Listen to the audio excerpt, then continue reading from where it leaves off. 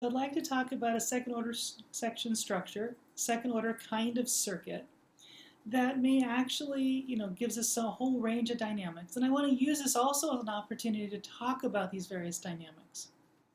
So I'm going to start with this second order structure here.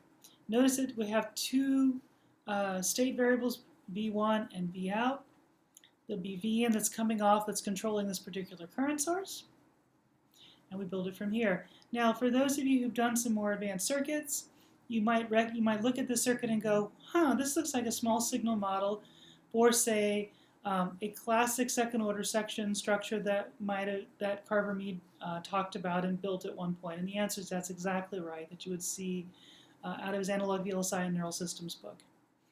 So it's another way to look at it, but just in terms of a very nice linear circuit model, where the GM elements would in fact be transconductance amplifiers. If that's not something you're familiar with, don't worry. It's not really necessary other than for that particular point. And so what you find is you get sort of handed these two circuits and you say, well, how am I going to analyze it? And part of it is solving this carefully, which of course starts by looking at KCL of the V1 node and KCL of the V out node. And that gives you these two expressions. But what's even more important is that how you start to look at how do you analyze and solve a circuit like this, particularly minimizing having nested fractions, so that way you can kind of minimize the amount of errors that you're getting all the way through the circuit. And so what you end up seeing is that you go, okay, so I've got these two elements. One of the first things you notice is I can divide through by G in both of those terms, and I'm going to get left with a C over G. And that turns out to be right at the S term, so I'd expect that's probably my time constant. So I'm going to define time constant as C over G. Well, we even have some values here for C, which is 4 picofarads and 40 mega ohms for 1 over 40 mega ohms for the G, which then gives me a C over G of 0.16 milliseconds, or 1 kilohertz as the corner frequency. And that'll kind of work out well as we look at our responses here.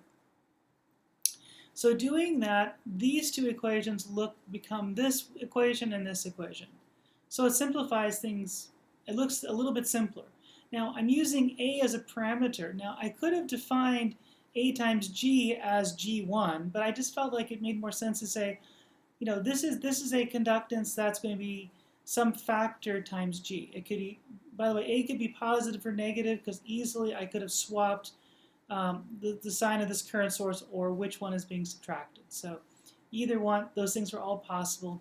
So either way works. So you can think about A as being positive or negative, although normally we think of it in positive terms. So these are the two structures. And one of the things you notice is that I actually have a solution of V out and V1. So I've grouped everything here all in terms of V1. So the easy solution is I just simply substitute this into V1. This V1 is the sort of intermediate variable. It's not really the output. So 0th order, I'm looking for input versus output. So as a result, I get this expression. I pull this term over to the other side. And then I do a little bit of arithmetic in here. And that gives me effectively the transfer function h of s, which is V out over V in. And it gives me a 1 over 1 plus s tau 2 minus a plus s squared tau squared. This transfer function gives me a couple interesting things. One is I know at very low frequencies the gain is 1. In fact, no surprise, the gain when I plot it is also 1. At very high frequencies, this is going to be s squared tau squared, so it's going to be sort of a classic sort of second order roll-off. I kind of see quite a lot of that here. Something that rolls off is minus 40 dB per decade, or 1 over s squared, or s tau squared. And then I get sort of the intermediate term here. And this is going to be related to my Q. I mean, my center frequency is directly related to 2 pi tau, but it's the Q is 1 over 2 minus A. So I get this very interesting parameter in how I'm kind of making this work and kind of how I'm going to be able to tune this. What's nice about it is it then says, oh, look, I have a way of doing this. And if you're familiar with some of the more transconductance capacitive circuits on this, I can actually very easily tune that A. And in fact, I can even tune it to be, change the sign if I wanted to in various cases. So it gives me an opportunity to say, well, what would this sort of second order transfer function look like? And I could even do things where, I could have a Q, normally if I have A equal to 0, my Q is going to be a half. So that's this curve right here. If A is negative, then I can actually make Q be less than that, which is going to be now two separated real poles, and you definitely get a nice sort of widened space in between. If I Q at 1/2, I have both poles, both of the two roots are identical and are real. And so those are the things I'll probably look at. So obviously Q at 1/8 gives you a nice case of when things are really separated. Q equals 1/8, you can kind of see the phase shift come down and then come down again. Very typical separated poles. For Q equals 1/2, it looks like a nice sort of very flat trajectory going from 0 through 180. And we're going to expect this to eventually end up from phases 0 to 180. But then we get something very interesting. Starting at Q equals 1/2, we start getting imaginary roots, and what happens in the magnitude response is it starts to increase.